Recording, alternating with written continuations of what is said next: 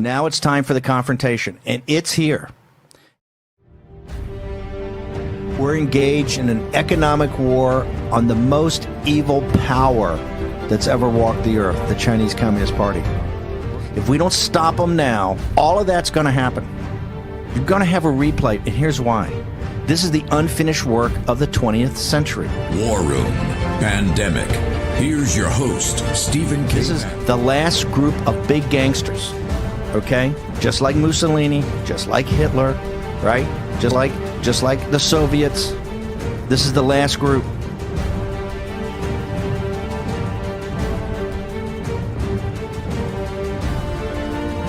The 21st century is the Asian century. In the United States is an Asian and Pacific. This is all. President Trump says nothing's inevitable. It's human action and human agency that's going to get us through this. Yes, the forces of history all converge, and it seems so powerful, but it's human action. If you look back through human history, I'm a big believer in the cycles of history, in the fourth turning, but in those, it's always individuals that drive the momentum forward.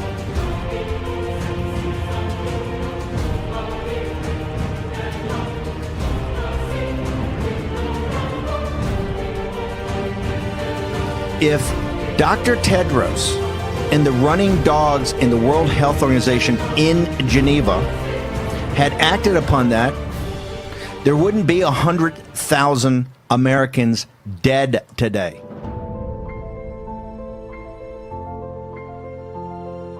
To take down the CCP, to work for the liberation of the Chinese people, for Lao Beijing, old hunter names, dozens and dozens and dozens where that came from.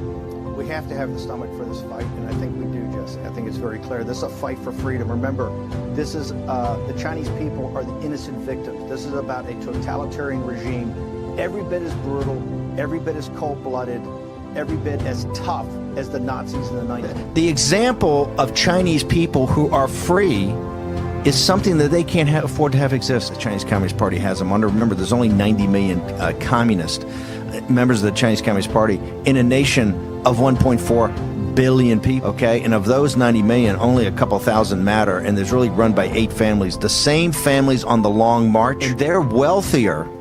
They're wealthier than the royal families in the Gulf.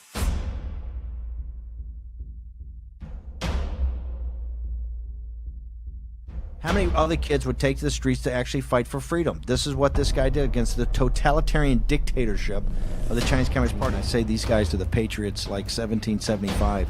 You've read the legends and heroics of Paul Revere and Sam Adams and John Adams and President Washington, George Washington. Right. Ripped the mask off so the whole world can see what the Chinese Communist Party is about. Wall Street, their media minions, their spin meisters, their lobbyists, all the money they put in here. Finally, a president of the United States, and some people said it wasn't enough, but it's a start. He got up there in the Rose Garden and said, we're not going to tolerate this. One of the subtexts here to remember, sanctions, primary and secondary sanctions.